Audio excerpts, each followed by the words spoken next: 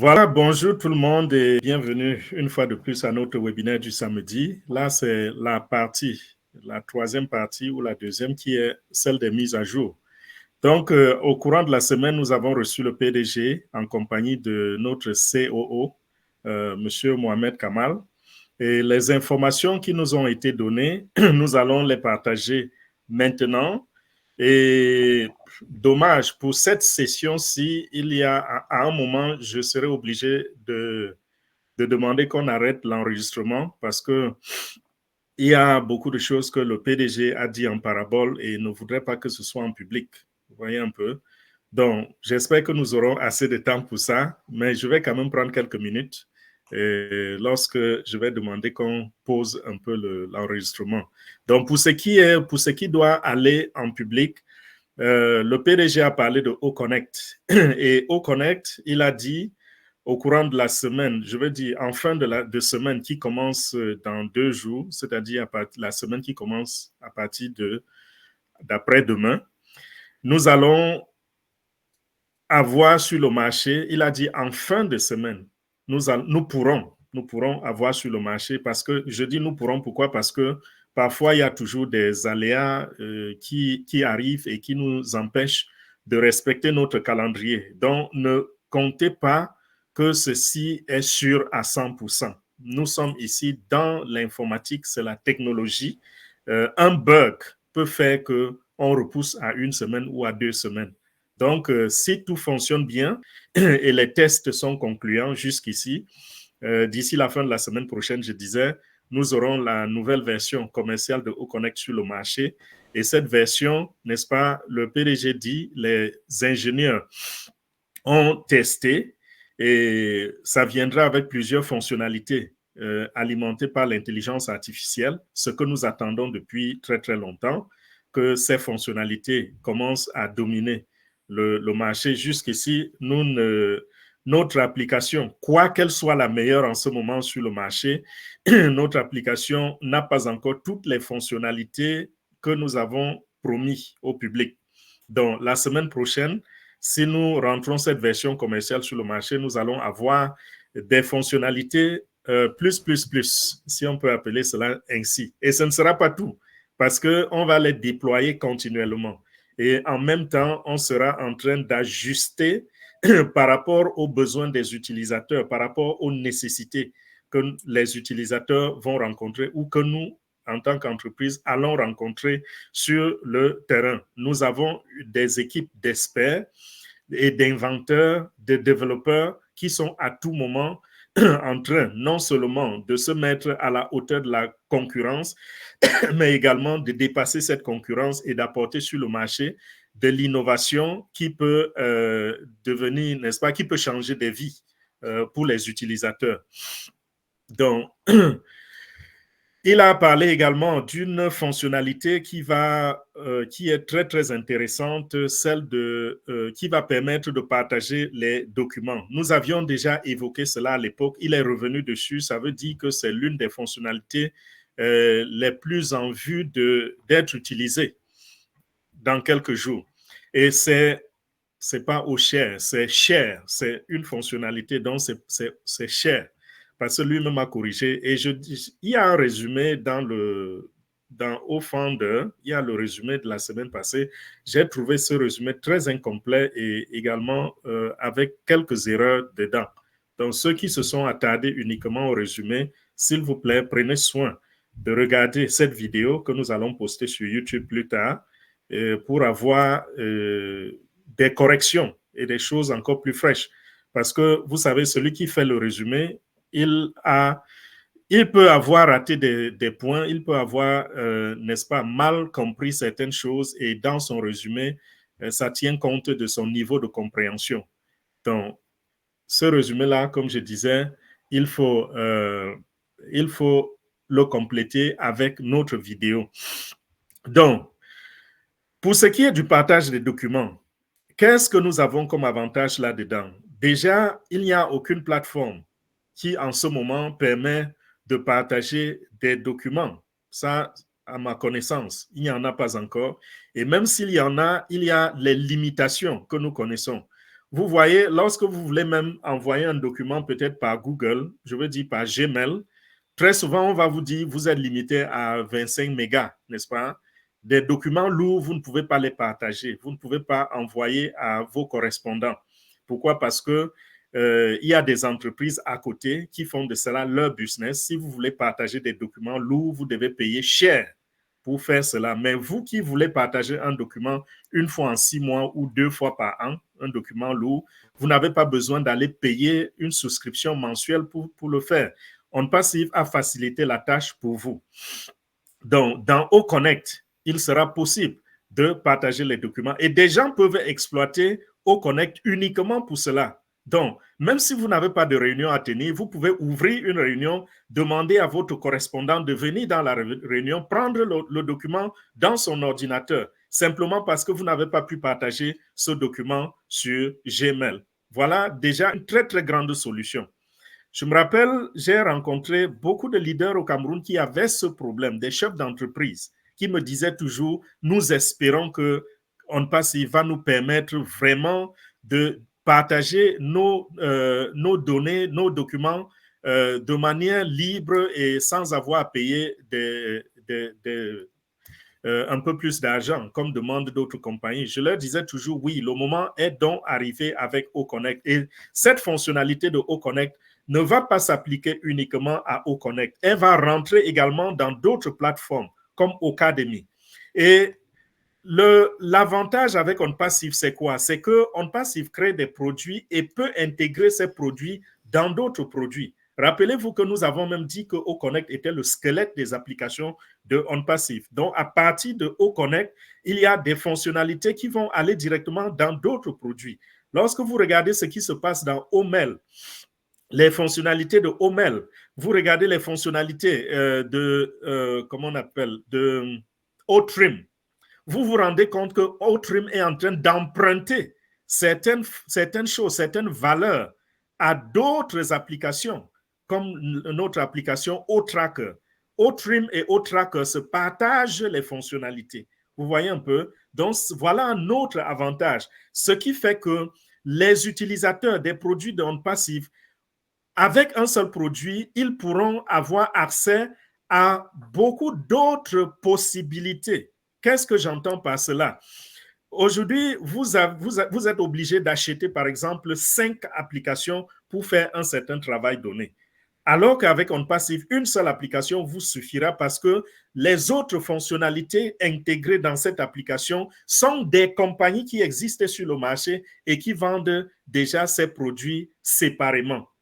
Et non seulement vous avez le produit très, très moins cher à OnPassive, mais en même temps, un seul produit vous permet de faire le travail de 5 produits. Vous voyez à quel point les valeurs de OnPassive vont aider les utilisateurs sur le marché. Donc, ceci va faire des économies formidables, du genre quelqu'un qui devait être en train de payer peut-être $300 pour 5 applications chaque mois, se retrouve en train de payer $40 ou $80 pour une seule application qui lui donne plus que les 5 qu'il achetait déjà auparavant. Et voilà encore une des raisons pour lesquelles nous disons toujours les produits de OnPassive, vous n'aurez même pas besoin de beaucoup d'efforts pour les vendre, pour ceux qui voudraient les vendre. Donc, partager ces documents, c'est un grand atout. J'insiste dessus. Pourquoi? Parce que je sais ce que ça coûte aux entrepreneurs en ligne, être en mesure de partager les documents. Lorsque vous voulez même choisir des options gratuites, comme Google Drive, pour partager un document, ça va vous prendre beaucoup de temps. Vous devez avoir un PDF dans votre machine et vous allez aller dans Google Drive pour monter ce PDF, télécharger ce PDF dans Google Drive afin que Google Drive puisse l'héberger et vous permettre, vous donne un lien de partage pour que vous donniez ce lien qui sera le support à ce document et ceux donc qui vont recevoir ce lien auront eu par ce support le transport du lien vers votre ordinateur et avoir également la possibilité de télécharger le document lui-même dans leur machine. Vous voyez que le processus est long et un peu compliqué. Et même, vous avez besoin, n'est-ce pas, d'avoir des connaissances en informatique pour télécharger, par exemple, un document sur Google Drive. Mais avec OnPassive, avec OConnect, ça devient un raccourci. Donc, il suffit que je sois en train de tenir une réunion. Je ne sais pas ce qui se passe dans l'arrière-plan des documents transport, des documents hébergement et autres. Tout ce que j'ai à faire, c'est tirer le document de mon ordinateur et le remettre au Connect. Et vous, de votre côté, vous cliquez simplement sur ce document-là et il se retrouve dans votre machine. Aussi simple que ça. C'est pour cela que le PDG disait toujours, si vous pouvez boire de l'eau, si vous êtes capable de boire de l'eau, vous serez capable d'utiliser les produits de On Passif parce que ce sera super simple. Donc, voilà pour ce qui est de cette fonctionnalité-là. J'ai insisté dessus parce que cela a beaucoup de valeur. Il y a également des fonctionnalités comme la traduction qui, il a dit, c'est déjà un très grand atout pour le monde de la communauté des sourds-muets. C'est un grand atout et on a travaillé dessus. Il dit les ingénieurs ont enlevé déjà tous les bugs.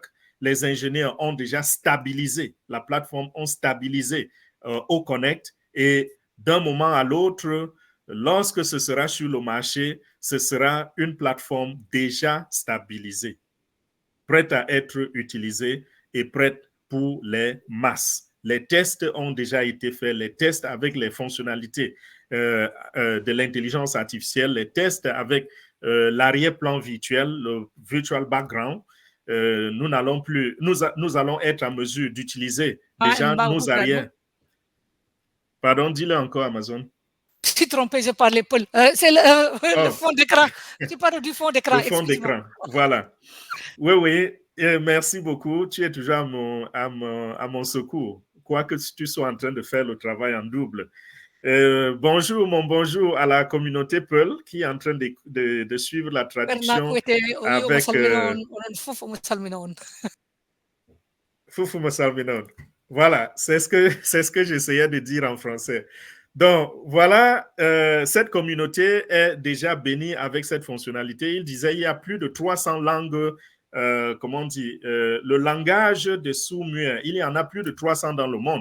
Mais il y a également un peu comme la langue qu'on peut appeler quelques langues communes que tout le monde peut comprendre. Tout le monde dans cette communauté peut comprendre. Et c'est avec cela que On Passif est beaucoup plus en train de travailler. Et la traduction, donc, va arriver. Et cette traduction, ça a été vérifié que cette traduction n'aura pas de décalage. Ça, c'est quelque chose également de, je ne sais pas, c'est au-dessus de mon entendement. Je n'ai pas encore vu une entreprise qui réalise déjà cela. C'est-à-dire que dans la traduction, il n'y a pas de décalage. Donc, c'est en live, c'est en temps réel. Donc, lorsque je suis en train de parler, l'intelligence artificielle traduit automatiquement, sans retard. Parce que très souvent, les plus efficaces, les traducteurs les plus efficaces parviennent à avoir un retard de, je crois, de 3 à 5 secondes. Quand tu as un retard de 3 secondes ou de 2 secondes, on dit « Waouh, ça c'est formidable ». Mais avec OConnect, on nous dit « Il n'y aura pas de décalage, il n'y aura pas de retard ». Ça, c'est super bien. Et lorsque vous allez commencer à parler, par défaut, la traduction vient en la langue que vous parlez. Donc, comme nous parlons français ici, si on avait cette version commerciale et qu'on activait la traduction, par défaut, c'est le français qui allait s'afficher sur l'écran. Mais vous aurez la possibilité de changer cette traduction en la langue et la mettre en la langue de votre choix. Ceci dit, pour OConnect, nous allons passer à autre chose. Voilà. Le PDG a également parlé du recrutement continu à l'intérieur de la compagnie On Passif. Vous savez, nous sommes une compagnie dynamique, une compagnie qui va avec le flot de la technologie et qui même invente les nouvelles technologies. Qu'est-ce qui se passe? Les portes de On Passif ne sont jamais fermées pour ce qui est du recrutement et ne vont pas se fermer. La plupart des entreprises, à cause de leur budget, lorsque vous leur rendez visite de temps en temps, et puis voici même le langage que nous utilisons, quand on voudrait demander de l'emploi, pardon. On demande souvent, est-ce que vous recrutez en ce moment? Parce qu'on sait que les compagnies marquent souvent une trêve pour ce qui est du recrutement. Mais On Passive continue. Pourquoi? Parce que nous sommes des inventeurs, nous sommes des innovateurs. Nous sommes ceux qui voulons tenir la locomotive à une grande vitesse, la locomotive de la technologie, la locomotive des nouvelles découvertes. C'est ça, On Passive. Et il a dit la semaine surpassée, que ce que nous continuons de prendre, c'est des gens qui sont au niveau de Albert Einstein, c'est-à-dire des inventeurs, des gens qui réfléchissent comme lui. Et dernièrement, donc, à nos dernières mises à jour, il a donné une histoire, il a dit quelque chose de très, très personnel. C'était une histoire à lui, une expérience à lui. C'était quoi l'expérience? En 1987, le PDG, il nous avait déjà parlé de cela, c'est un rappel. En 87, il avait eu une bourse d'été. Les écoles américaines donnent beaucoup de ces bourses-là aux élèves brillants, ceux qui se distinguent. On vous donne une bourse pendant l'été, on vous dit, OK, vous avez obtenu une bourse pour aller dans tel pays. Faites votre choix. Et pour M. H. Moufare, je crois il y avait Paris, il y avait Londres et il y avait le Caire. Il avait choisi l'Afrique. Il est allé au Caire. Et il était au Caire parce qu'il était émerveillé par l'histoire, la civilisation qui est née en Égypte, qui est née en Afrique. Il a dit, j'irai au Caire. Et quand il est arrivé au Caire, à l'époque, il avait 13 ou 14 ans. Quand il est arrivé au Caire, il a été bien sûr, bien reçu, il a été logé dans la zone des pyramides et il était très, très content, émerveillé par l'histoire. Il pouvait poser ses questions, découvrir plein de choses. Et pendant donc ce séminaire-là, qu'est-ce qui s'est passé? Il a rencontré des gens qui avaient déjà des connaissances dans le domaine de l'informatique. Et voilà, c'était là le déclic de M. H. Moufare, ce qui l'a poussé à rentrer dans le domaine de l'informatique. C'était pendant cette période, pendant cette période d'été-là où il était arrivé au Caire. Pourquoi? Parce qu'il avait rencontré là-bas des professeurs qui connaissaient déjà tellement de choses dans le domaine de l'informatique. Et je vous rappelle ici que l'informatique était encore pas connue du monde. Hein. C'était encore des connaissances, comment je dirais, il fallait appartenir. Les balbutiements ou bien alors des pros seulement. Oui, justement, ou des pros. Et il a eu la chance de rencontrer une petite poignée de personnes qui venaient de ce groupe de pros. Et il dit, ce que ces gens, lorsque je posais des questions sur l'informatique, les réponses que j'obtenais m'avaient tellement émerveillé parce que je disais, si je pouvais seulement connaître le 10e de ce que ces gens connaissent dans le domaine de l'informatique. Et lui-même, le PDG dit, pour mieux comprendre à quelle ère on vivait en ce moment, essayez juste d'aller sur Internet et taper le nom du premier outil, du premier computer, du premier ordinateur de Apple, Macintosh. Et vous voyez à quoi ça ressemblait. C'était une grosse caisse qui n'avait l'air, je ne sais pas, comparé à la technologie d'aujourd'hui, c'était vraiment comme l'âge de la pierre taillée, si on peut utiliser ce terme. Donc, M. H. Moufare, voyant des gens avec ce niveau de connaissance, il était ébloui. Et il a dit, ça c'est mon domaine. Je pense que c'est dans ceci que je vais me définir. Il est retourné aux États-Unis et voilà comment il avait à l'esprit que ce dans quoi il va se mettre, c'est l'informatique. Et la bonne nouvelle donc qu'il nous a annoncé l'autre jour, c'était quoi? C'était que M. H. Moufare, finalement, est rentré en contact avec l'un de ses professeurs de l'époque, qui est aujourd'hui un monsieur déjà très, très mûr, plein d'expérience. Et ce monsieur, c'est le docteur Eman Rachid. Eman Rachid, il a plusieurs doctorats, il a plusieurs certifications, il a plusieurs diplômes, plusieurs awards dans le domaine de l'informatique, y compris l'intelligence artificielle. Parce qu'à l'époque déjà, ce monsieur avait tellement de connaissances, tellement d'expertise dans le domaine de l'intelligence artificielle. Vous savez que l'intelligence artificielle a été créée il y a un peu plus de 50 ans, peut-être 51, 52, 53 ans, maximum 55 ans, que l'intelligence artificielle a été créée. Mais c'était resté dans son état embryonnaire jusqu'à tout récemment. C'est tout récemment, il y a 5 ans, que les gens comme les H. Moufare et d'autres cerveaux ont décidé de sortir l'intelligence artificielle de ces coffres. Et aujourd'hui, c'est la technologie vers laquelle toutes les entreprises sont en train de courir. Tous les gouvernements, le monde entier est en train de courir vers la technologie de l'intelligence artificielle. Mais ce monsieur, il y a 30 ans, était déjà un expert dans ce domaine. Et je disais, la bonne nouvelle, c'est quoi? C'est que ce monsieur a décidé de travailler avec OnPassive. Et OnPassive vient de lui confier un département de l'intelligence artificielle. Imaginez le bagage intellectuel de cet homme et imaginez ce qu'il va apporter dans l'entreprise. Et ça ne s'arrête pas là.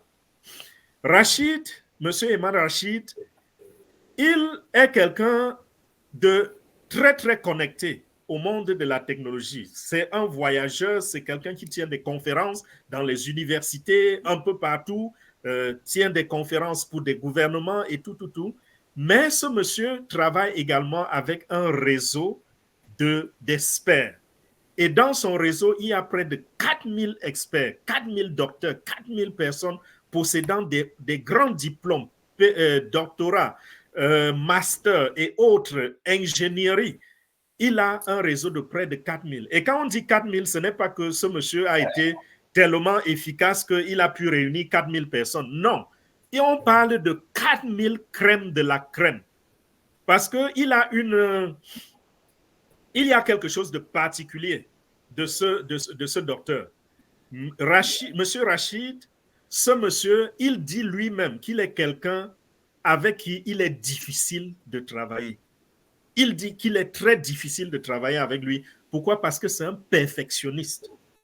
Il faut avoir un certain niveau, il faut traverser un certain seuil pour être accepté par ce monsieur dans son réseau, pour être accepté de communiquer avec ce monsieur.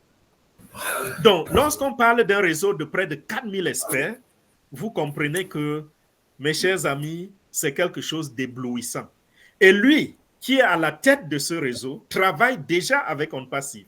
Il ne travaille pas pour de l'argent, parce que ça, ce n'est pas des gens qui cherchent le travail.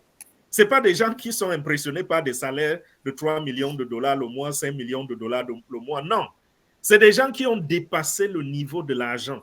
Donc, lorsqu'il s'enregistre dans une compagnie comme OnPassive, lorsqu'il rejoint une vision comme celle de OnPassive, c'est parce que ce monsieur a vu quelque chose que les autres ne voient pas.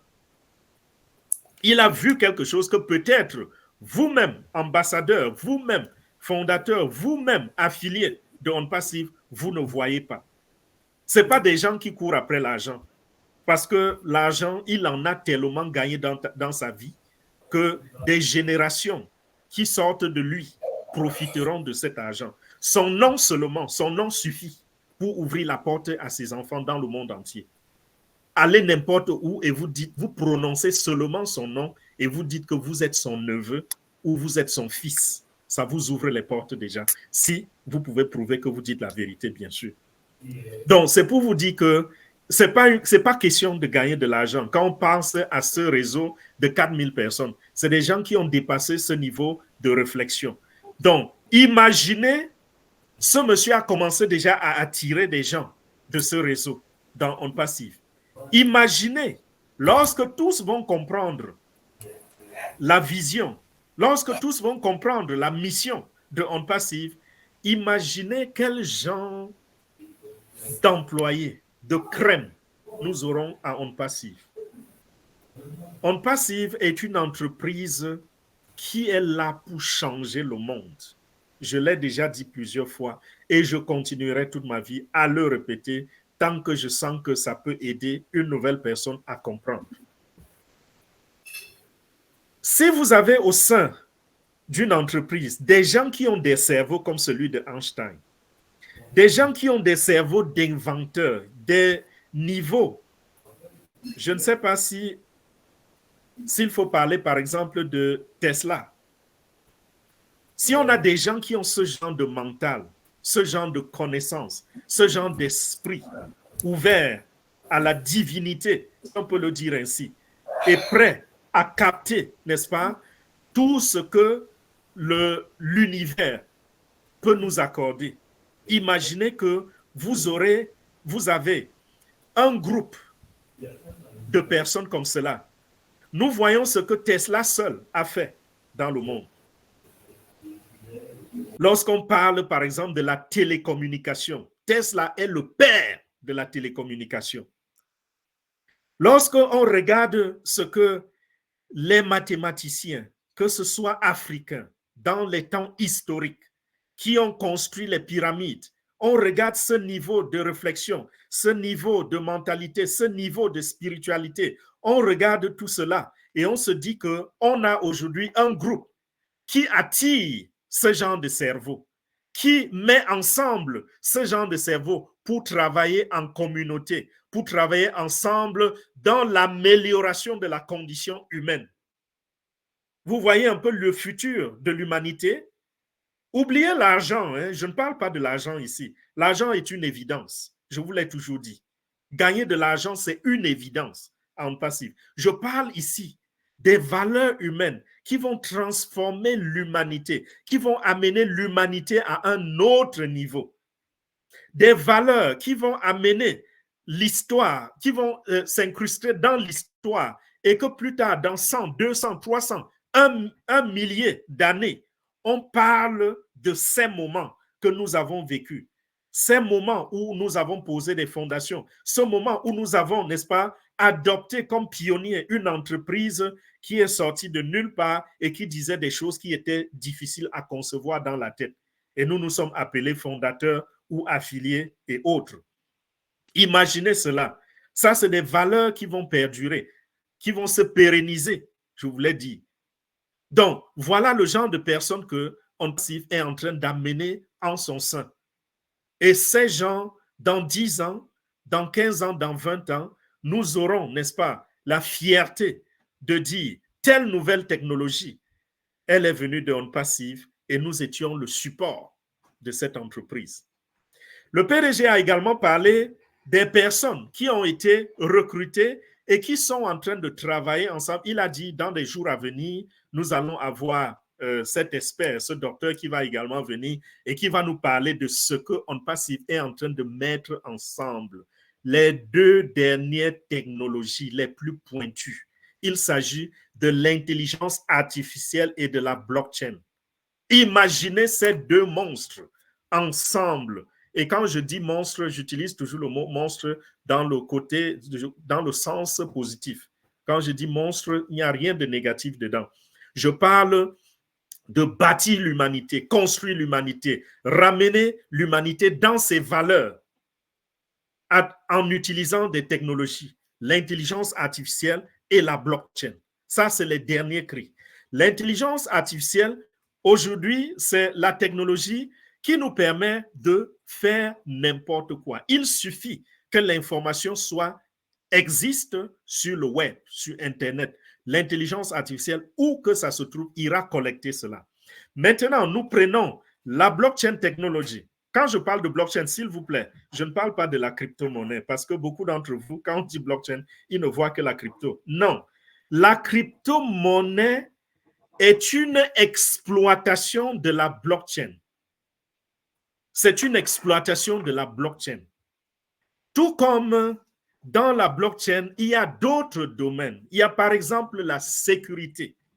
Lorsqu'on parle de la sécurité, je peux aller dans des exemples. Mon temps est vraiment à sa fin, mais je peux aller dans quelques exemples. Lorsqu'on parle de sécurité, aujourd'hui, nous voyons tellement de faux sur le net. On est capable de fabriquer une vidéo même qui va faire croire aux gens que vous avez dit telle chose ou vous avez fait telle chose. On peut facilement créer un film avec votre image aujourd'hui. Mais grâce à la technologie de la blockchain, on est en mesure, n'est-ce pas, de discerner le vrai du faux. Parce que si c'est vérifié sur la blockchain, alors c'est du vrai. Donc, si nous mettons ensemble les deux, ceux qui utilisent par exemple l'intelligence artificielle pour faire le mal, prenons un exemple où ils fabriquent une image et disent que cette image-là, c'est l'image d'un contrat signé par exemple par le président de votre pays. Mais malheureusement, votre pays a adopté la blockchain et a veillé à ce que toute documentation soit sécurisée par la technologie de la blockchain. Qu'est-ce qui va se passer? On va simplement vérifier et on va dire document non validé. C'est faux. Même si la signature est exacte. Parce que nous avons des gens là dehors, nous avons vu sur le net des documents qu'on a présentés. Mon cher, quand vous regardez la signature, on vous compare les signatures, vous avez même de la peine à reconnaître la bonne.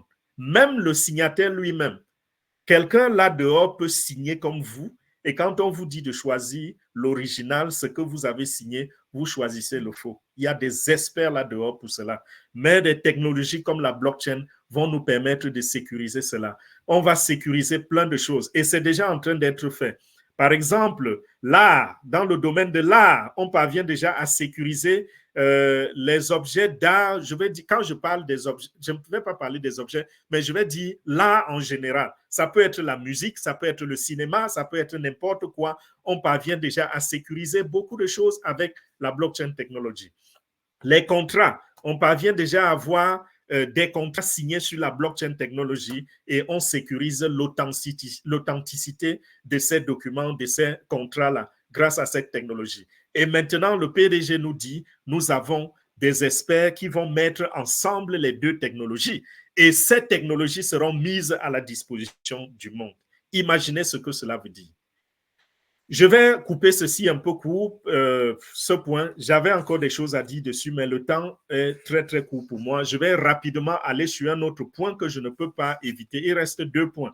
Je vais aller très, très rapidement parce que j'étais supposé partir il y a 15 minutes. Nous allons parler de nos certifications. Le PDG a parlé de 2 certifications que OnPassif vient d'obtenir. C'est avec Cisco et CompTIA. Appelons ça CompTIA, lisons comme ça s'écrit. CompTIA et Cisco. Ces 2 entreprises qui font dans le domaine de la technologie également l'informatique. Ces 2 compagnies informaticiennes, mais c'est des compagnies qui dominent le monde. C'est des compagnies qui sont une référence mondiale. Vous voyez un peu? Quand nous regardons Cisco conçoit, développe, fabrique le matériel informatique. Et ils sont beaucoup plus spécialisés dans le réseau, dans le domaine du réseau. Quand je parle du réseau, s'il vous plaît, essayez de comprendre rapidement parce que le temps est court. Quand je parle de réseau, j'ai expliqué un peu quelque chose qui était relatif au réseau la semaine dernière. Vous avez par exemple plusieurs appareils dans votre maison. Vous avez des ordinateurs, vous avez des imprimantes, vous avez la télévision, vous avez le téléphone. Tout ça, c'est des produits informatiques, n'est-ce pas? Et ces produits communiquent entre eux, ces produits causent entre eux, ces produits bavardent et se passent des données, se partagent des données entre eux. Alors, une compagnie comme Cisco crée des produits, par exemple, les routeurs, s'il vous plaît, fermez le micro, nous avons un bruit de fond. Les routeurs, les switches, tous ces appareils-là, ils fabriquent. Et en même temps, ils sont, comme je disais, ils sont spécialisés dans ce réseautage-là, cette communication-là. Donc, les logiciels de réseautage, les appareils de réseautage, ça, c'est les spécialités de Cisco. Et ils donnent également des certifications aux individus. Par exemple, vous voulez être informaticien, il y a des certificats que vous devez obtenir pour être reconnu par des entreprises comme étant quelqu'un qui peut pourvoir le service dont ils ont besoin. On a besoin de ces certifications-là. Et Cisco offre ces certifications. Également, comme TIA, c'est presque c'est presque les mêmes choses, n'est-ce pas? La spécialité de CompTIA, ce n'est pas exactement la même que Cisco, mais je vais couper un peu court et je vais continuer en disant que, parce que ça, c'est le point le plus important. Pourquoi est-ce qu'une entreprise aura donc besoin de la certification d'une autre entreprise? Simplement parce que ces entreprises-là, c'est des leaders mondiaux. Lorsqu'on parle de l'informatique, lorsqu'on parle du réseautage informatique, les premières choses qui viennent en tête, c'est les compagnies comme CompTIA, comme Cisco, comme Oracle, VMware. Voilà les compagnies, voilà ce qui nous passe dans la tête lorsqu'on imagine un peu l'informatique. OK? Donc, une entreprise comme OnPassive qui vient d'être créée, hier, utilisons une expression camerounaise, hier. Cette entreprise-là a besoin de certaines certifications que les leaders qui sont sur le marché disent oui, cette entreprise fait la même chose que nous. Oui, cette entreprise à notre niveau. Oui, vous pouvez faire confiance à cette entreprise. Oui, si un produit vient de cette entreprise, il est authentique. Oui, cette entreprise a l'expertise dans tel ou tel domaine de l'informatique. Oui, cette entreprise est une entreprise qui peut parler dans la salle des grands. Oui, cette entreprise est une entreprise qui peut décider qu'une nouvelle technologie vienne en existence et elle peut la créer. Voilà autant de choses. Voilà ce que ça veut dire. Lorsqu'on a une certification de ces leaders-là, de ceux qui conduisent ce domaine jusqu'ici sur le marché. Dans 5 ans, 10 ans, 15 ans, je ne sais pas combien d'années, les autres entreprises auront besoin de la certification de OnPassive. Parce que OnPassive se serait déjà distingué et OnPassive serait déjà, n'est-ce pas, un leader reconnu aussi mondialement. On passe par ces étapes-là pour arriver au sommet. Donc, cette certification, ça veut dire quoi? Ça veut dire que désormais, lorsque OnPassive sort un produit, quand OnPassive met dehors un produit, ce produit automatiquement est authentifié. Et les gens peuvent donc faire confiance à ce produit-là, parce que ce produit provient d'une entreprise de cette envergure. Si par exemple, j'arrive au marché, je vois un produit, je vais acheter un routeur, je vois écrit dessus Netgear, je ne réfléchis pas, je le prends. Si je vois écrit dessus Cisco, je veux prendre un produit, peut-être un serveur virtuel. Qu'est-ce qui me vient en tête? VMware. Vous voyez un peu? Pourquoi? Parce que ça, c'est des grands. Ils sont super certifiés. Quand leur non seulement, s'ils mettent un produit dehors, il est automatiquement bon. Et même s'il n'est pas bon tout de suite, ils font des petites corrections, ça devient une référence. Voilà ce que signifient ces certifications-là. J'espère que j'ai dit plein de choses là-dessus. Je vais dire suffisamment de choses. Dernier point, rapidement. Je dois courir, je dois partir. La conférence mondiale de la police qui va se tenir à Dubaï, ce sera en mars, du 5 au 7 mars. La police de Dubaï va tenir une conférence mondiale qui va regrouper les grandes polices, s'il vous plaît, fermez le micro, qui va regrouper les grandes polices, les grands États. On parle de plus de 100 pays représentés. Les départements de la police sont représentés à cette conférence-là. Alors, qu'est-ce qui se passe? Vous savez que nous avons déjà, n'est-ce pas, un contrat de partenariat avec la police de Dubaï et ça ne suffit pas. Lorsqu'on fait un événement de ce gabarit qui regroupe toutes les grandes polices du monde entier, dans ces événements, ils ont tellement de choses à partager, les technologies et autres. On a besoin d'une entreprise qui va également s'occuper, par exemple, des données, qui va s'occuper du transport de ces ou comment je dirais, qui va s'occuper à bouger, n'est-ce pas, ces données-là, ces technologies-là. On a besoin d'une entreprise qui va se rassurer qu'à la sortie de cet événement, les archives seront là et sécurisées. On a besoin d'une entreprise qui a un département comme aux médias de On Passive et nous sommes là-bas comme partenaires donc pour faire ce genre de travail. Alors, je fais une parenthèse ici. Ceux qui pensaient que On Passive, c'est une compagnie comme les autres qui vient se faire un peu d'argent, quelques millions de dollars, et fuit avec l'argent de ses membres, vous pensez qu'une entreprise de ce genre, qui n'est pas sérieuse, se rapproche de la police? Nous parlons des polices les plus puissantes au monde avec qui nous allons travailler. Vous pensez que si on était des bandits, on serait en train de signer des contrats de partenariat avec la police? Et ceux qui sont à Dubaï, je vous dis ceci, Dubaï a l'une des meilleures polices au monde entier, dans le monde entier.